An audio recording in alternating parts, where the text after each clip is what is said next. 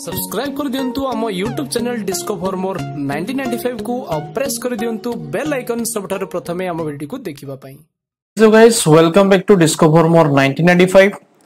आज रे क्लास रे हम डिस्कशन करिबा ओडिया ग्रामर रो पार्ट नंबर 21 जोथरे कि हम छंद एवं अलंकार विषय डिस्कशन करथले। प्रीवियस क्लास रे पार्ट 17 18 19 20 टिके भूल हेची माने जो पार्ट 21 20 ये सब टिके गड़बड़ हे जाई तो ताकू टिके केयरफुली लक्ष्य कर दबो। आज रे क्लास रे हम डिस्कशन करिबा ओडिया ग्रामर पार्ट नंबर 21 जोटा कि हमें कंटिन्यू करूथिले छंद विषय रे ताकू ही आज हमें कंटिन्यू करिबा। तो पिला माने जो माने अनएकेडमी रो कोर्स को परचेस करिया चाहउचंती से माने अनएकेडमी रे हमर ओडिसा लेवल रे जति कि एग्जामिनेशन होउची बा नेशनल लेवल रे जति कि एग्जामिनेशन होउची से वेते एसएससी हेई थाउ ओएसएससी हेई थाउ बा ओपीएससी हेई थाउ बा जे कोनोस एग्जामिनेशन पाई समस्त एग्जामिनेशन पाई सेठी फ्री रे लाइव क्लास करा जाउची एवं फ्री लाइव क्लास देखि सारे पर जदि तुमको कोर्स भलो लागे बीएड कोर्स जदि भल लागे तले डेफिनेटली सेठी तो माने पेड कोर्स को जॉइन करि परिबो बा प्लस कोर्स को जॉइन करि परिबो।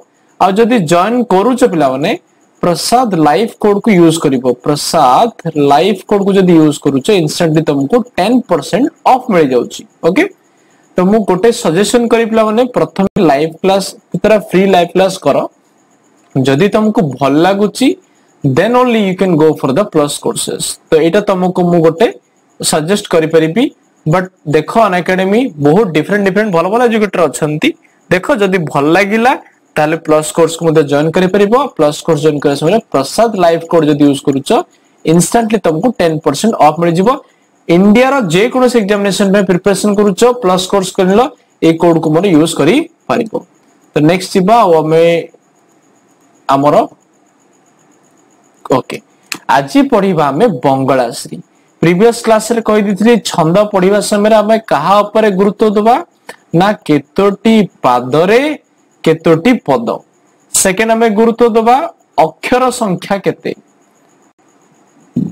थर्ड हमें गुरुत्व दबा जे जतिपात कोठी कोठी होउची।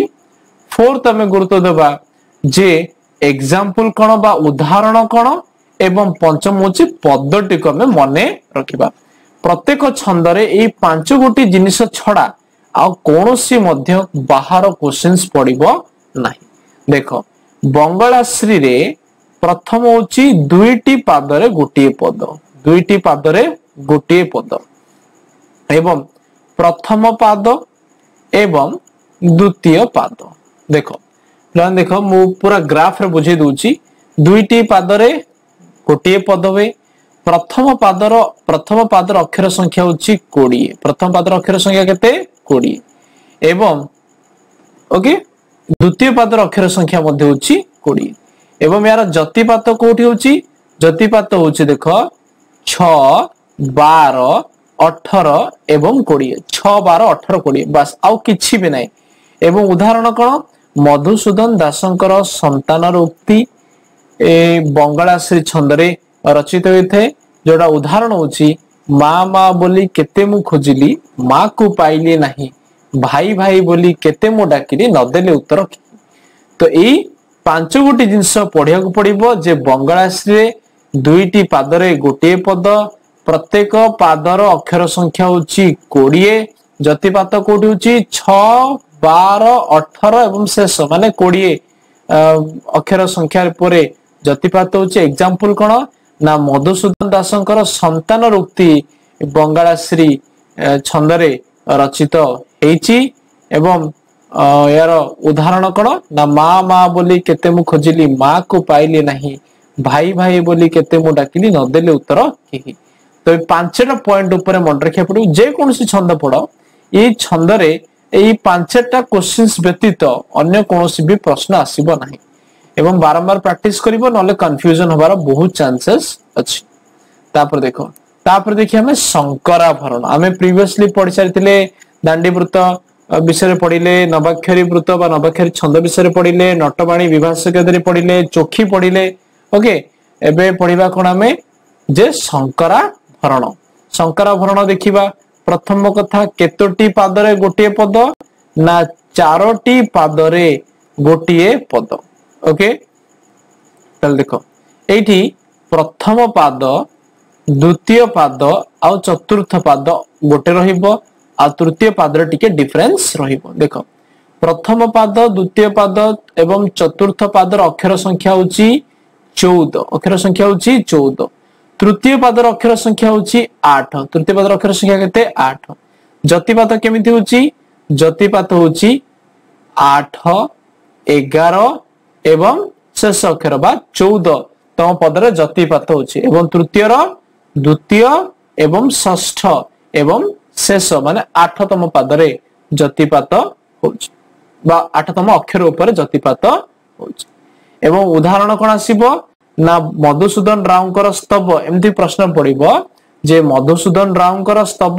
केउ छंद रचित तो उत्तर हबो शंकराभरण मधुसूदन रावकर स्तव शंकराभरण छंद रे रचित उदाहरण एमती भी पड़ी पारे जे हे आनंदमय कोटि भुवन पालक अधम अक्षम मुहि अबोध बालक ज्ञानदाता भगवान दियो मते शुभ बुद्धि दियो दिव्य ज्ञान यह केउ छंद रचित तो उत्तर आसीबो शंकराभरण लाने ए सब जिंस को बारंबार प्रैक्टिस आउ किछि भी ऑप्शन नाही एवं मु गोटे तुमको गोटे सजेशन दे परिबी छंद एवं अलंकार चैप्टर टा आगुरु पढनी एग्जाम जो दिन थिबो एग्जाम माने कर नेक्स्ट अछि तार पूर्व दिन पढ तार पूर्व दिन माने आगुरु प्रैक्टिस करो किंतु ए जिंसटा टिके कंफ्यूजन हे जाय तो सेति पे एग्जाम रो पूर्व दिन पढी की जीवो जदी छंद अलंकार पढुचो माने भाबने जे आगुरु न पढिला हबने आगुरु टिके टिके प्रैक्टिस थिबा पड़िबो बट जो फाइनल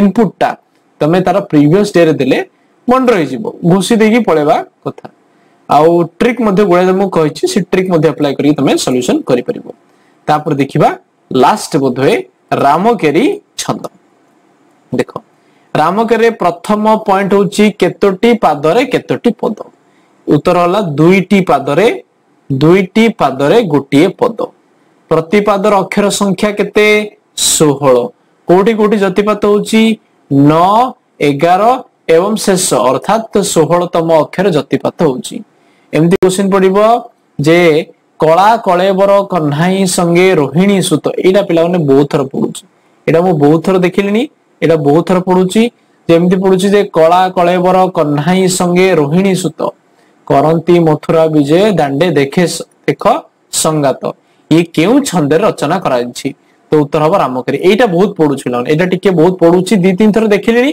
सेति पे तुमको जणाई देली जे ए क्वेश्चन टा इंपोर्टेंट रही पारे बुझला रामकेरी रो दुईटी पादरे गोटे पद प्रति पादरे अक्षर संख्या 16 जतिपात कोठी होछि 9 11 16 जतिपातटा पड़ेनी बेसिकली क्वेश्चंस रे पड़ेनी बट एमती ना जे पड़िबो नाही बट पड़े नाही बहुत समय रे पड़े नाही केवल एमती पड़े जे केतोटी पादरे केतरा पद पड़े अक्षर संख्या पड़े एवं ए जे उदाहरण भितर क्वेश्चन पड़े जतिपातटा बहुत कम पड़े हार्डली 100 थरु 2-3 थर जतिपात पडुची एवं ए क्वेश्चन टा बारंबार रिपीट होउची सेति पे तो मु कहि देली इंपोर्टेंट आ एग्जाम प्रीवियस डे रे टिके देखि जीवो नले टिके कंफ्यूजन हे जेते एते सब छंद पढिबा समय टिके कंफ्यूजन हे जे तो बस आज पे हमें वीडियो को एठी एंड अप करबा so guys thank you so much for watching video take care and bye bye जो माने प्रीवियस क्लास रो देखिनो जाई परिबो हम चैनल रो प्लेलिस्ट